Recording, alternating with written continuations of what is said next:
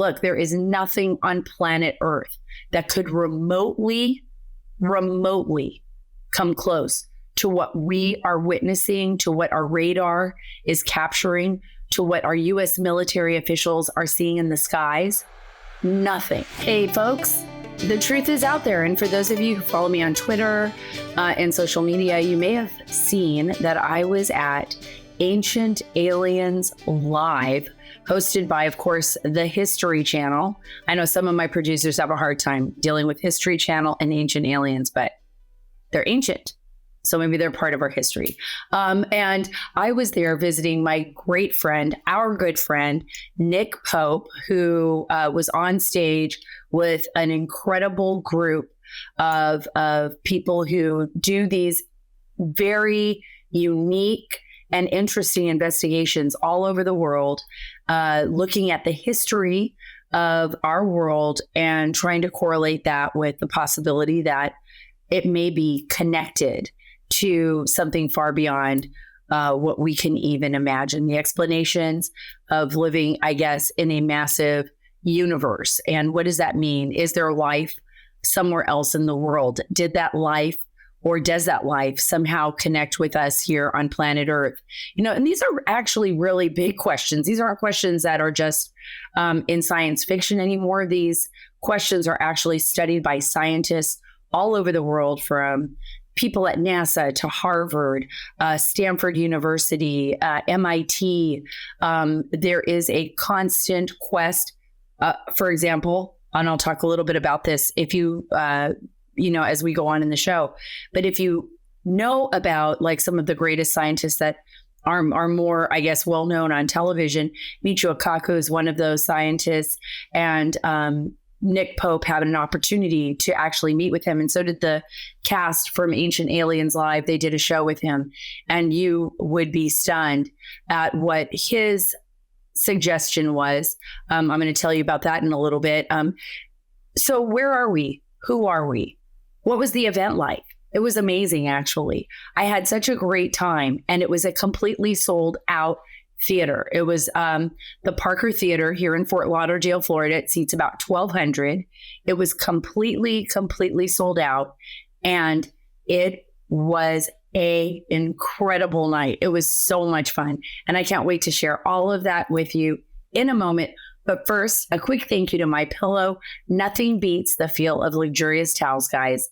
And you know how much I love Mike Lindell's products. I have all of those products at home. My kids have all of those products because I buy the towels and the sheet sets and everything else for them for Christmas or holidays, things like that.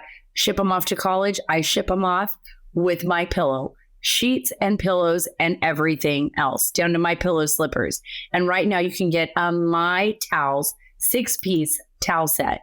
Now only $29.98 at mypillow.com/Carter. That's mypillow.com/Carter with promo code Carter, or call 1-800-685-7221. That's 1-800-685-7221. It's made with 100% long staple, sure per cotton. Think about that. 100% long staple, sure per cotton. It's available in a variety of colors and sizes. 60-day money-back guarantee. You're not going to get that anywhere else. You're not going to get that at Target. You're not going to get that at Macy's. You're not going to get that anywhere else. And the quality will not be as superior. And right now, My Towels also come with a 10-year warranty. When does anybody give you a 10-year warranty? Go to mypillow.com/Carter and enter the code Carter at checkout, or call 1-800-685-7221. That's 1-800-685-7221.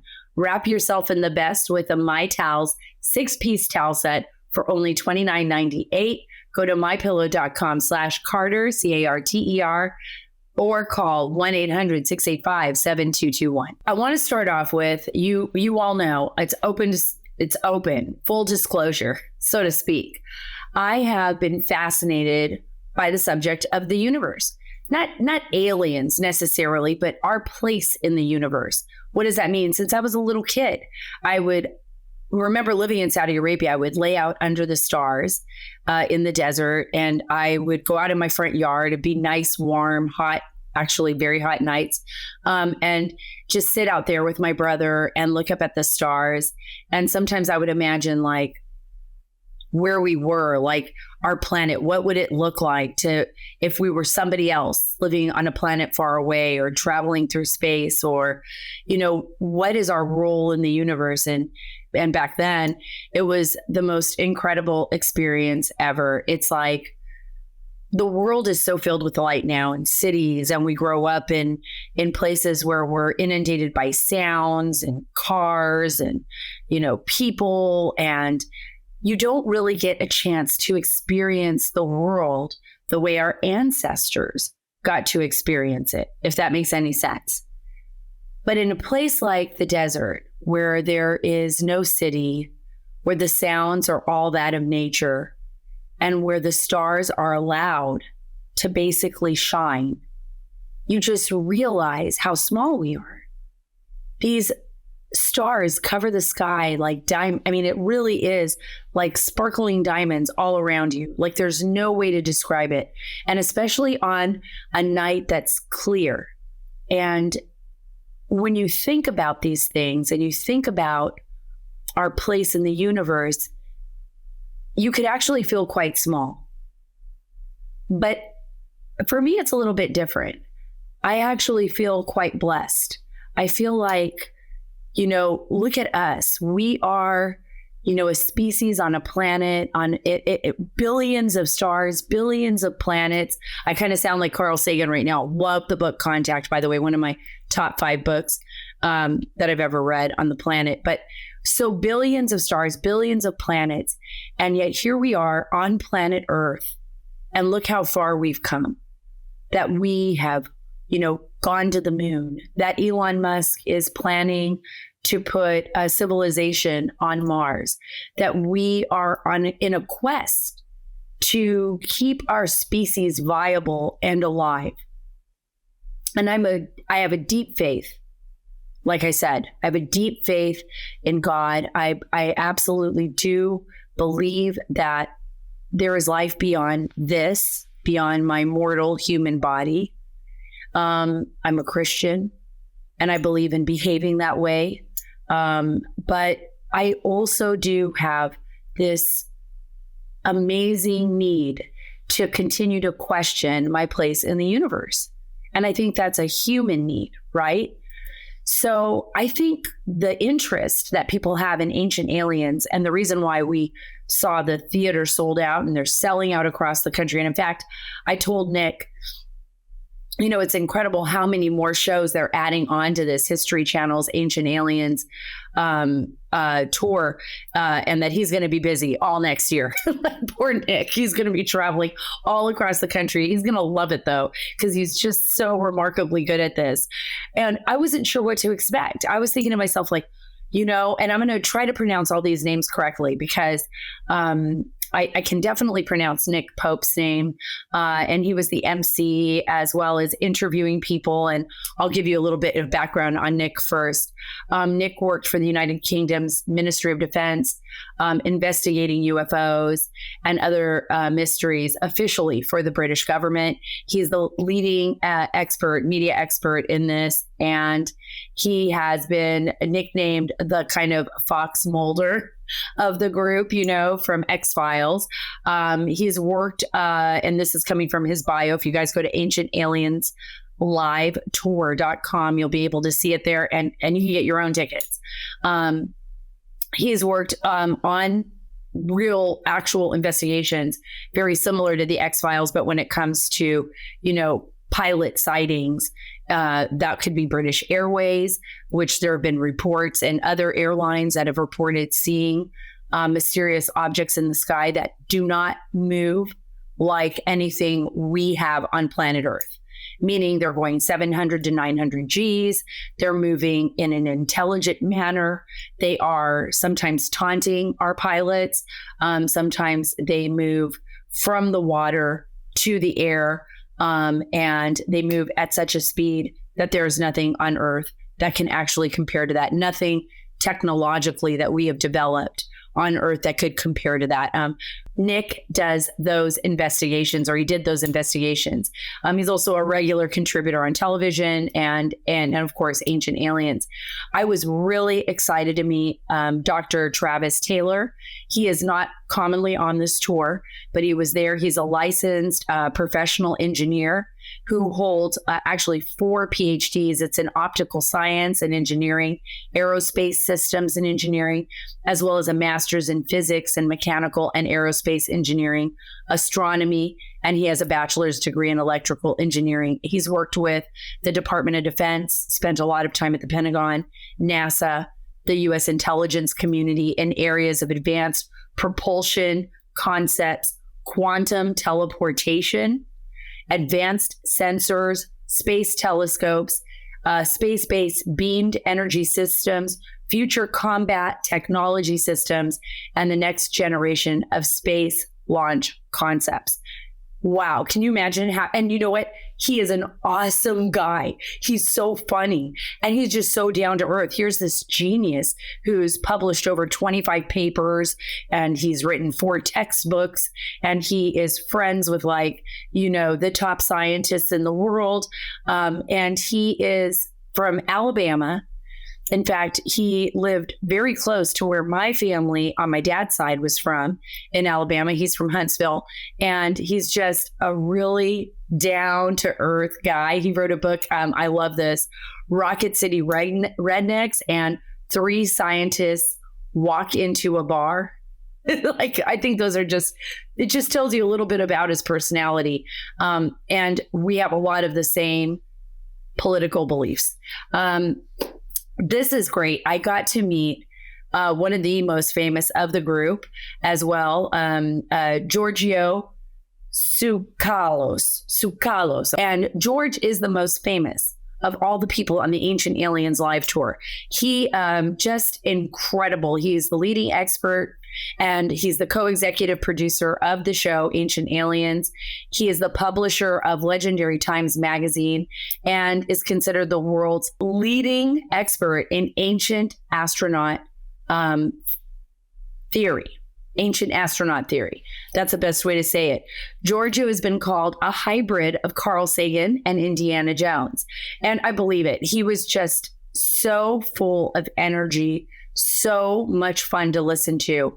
And the audience was they said this was one of their best audiences. It was just so much fun, was completely vested in the show and just interactive with everybody on stage, which made it so much fun. And then there was some drunk guy way in the back that was having even more fun than anybody else.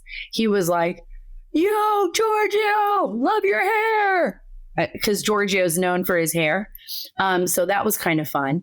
And people were on the edge of their seats.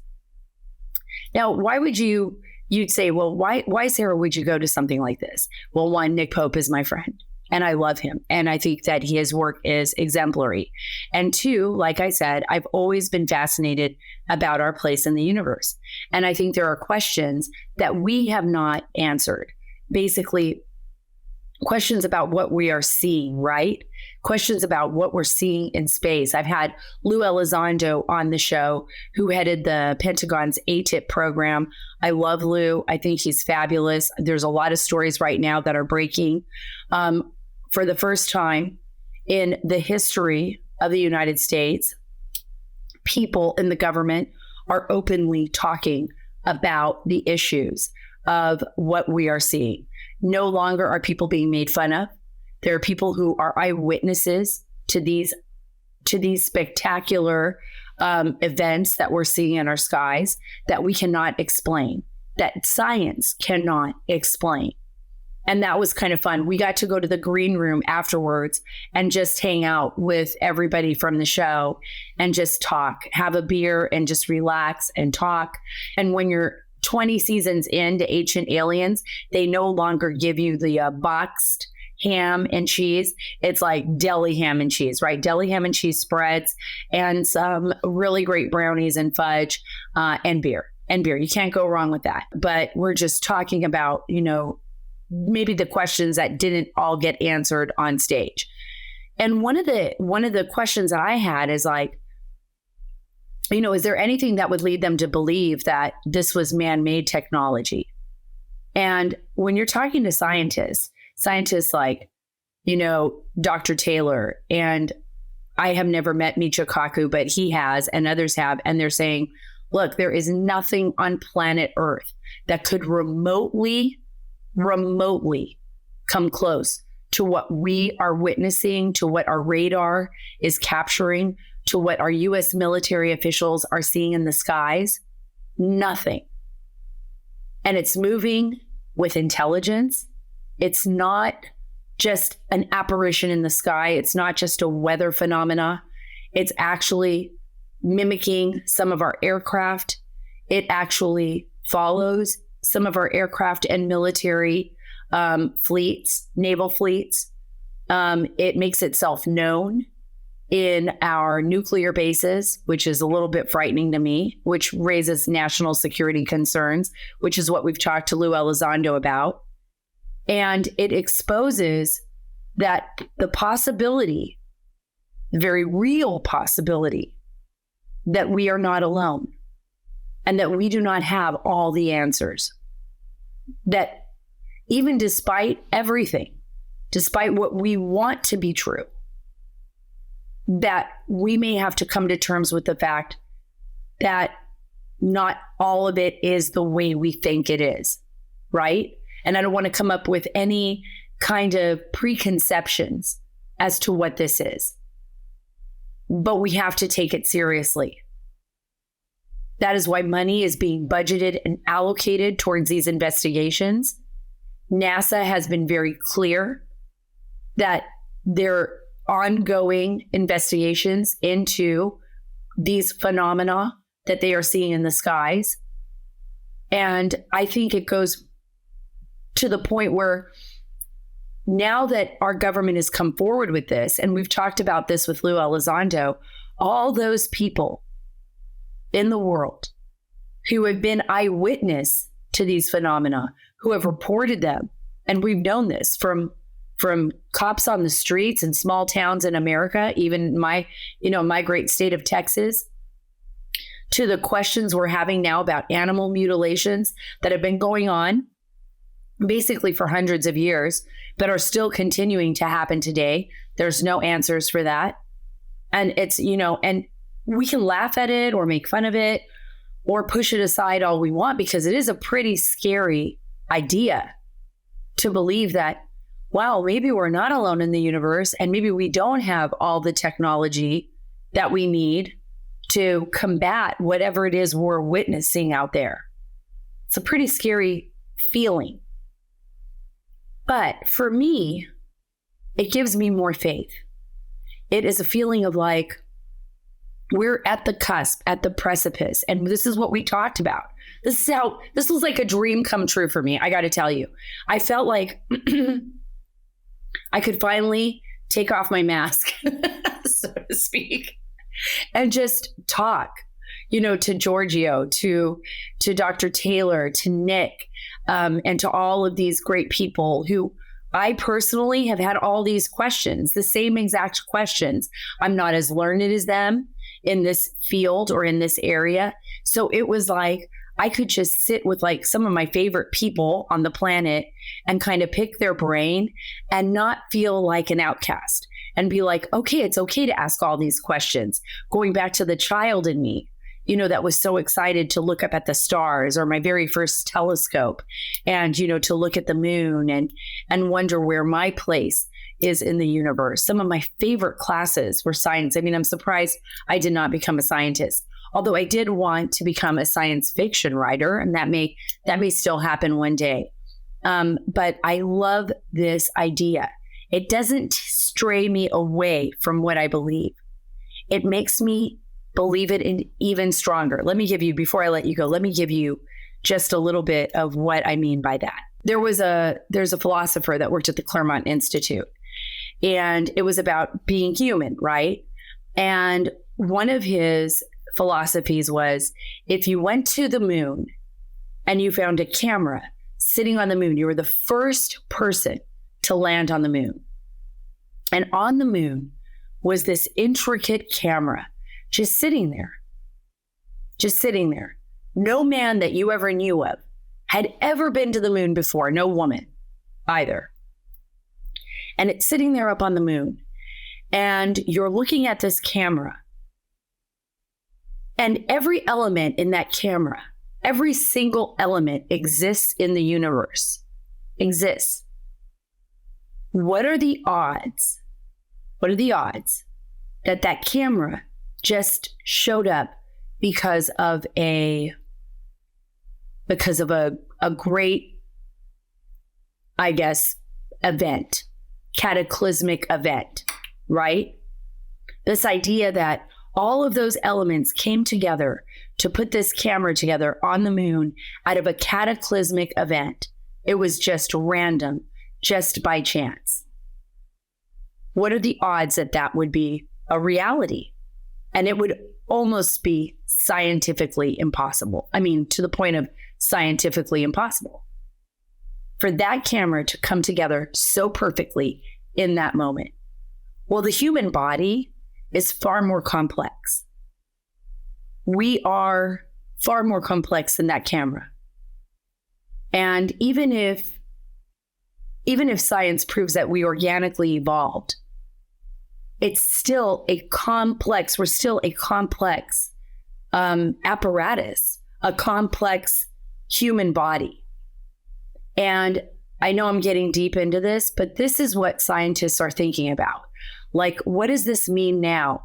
And what does this mean with the movement towards AI, artificial intelligence, our creation of artificial intelligence? And we're, by the way, according to some scientists, very close to this, and it freaks me out, this idea of singularity, right? Or this idea of AI self-realizing. And we can't walk away from these questions, because these questions are going to direct the future of mankind, of peoplekind, of whatever you want to call it. I don't want to offend anybody out there. But this is definitely a time in history. We are at the cusp of remarkable changes in our species and in our own intelligence and how we perceive ourselves.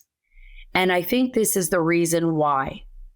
And are we close to disclosure? Nick Pope says yes. All of the people I talk to say yes. Disclosure meaning, will the government eventually just come forward with information that will change the way we perceive ourselves, maybe? Will answer the questions as to, are we alone in the universe? And these are questions that I believe are fundamental. They're questions that are inside every human being. And and I don't think that takes me away from my faith. It makes my faith stronger. It tells me that I'm a part of something so miraculous, so absolutely incredible, that there are few answers for me right now and for all of us. And you know what? Mystery is amazing. It continues to push me and others to strive for answers. And it takes humanity from, the ancient caves to the stars. And because of that, I think it's pretty awesome.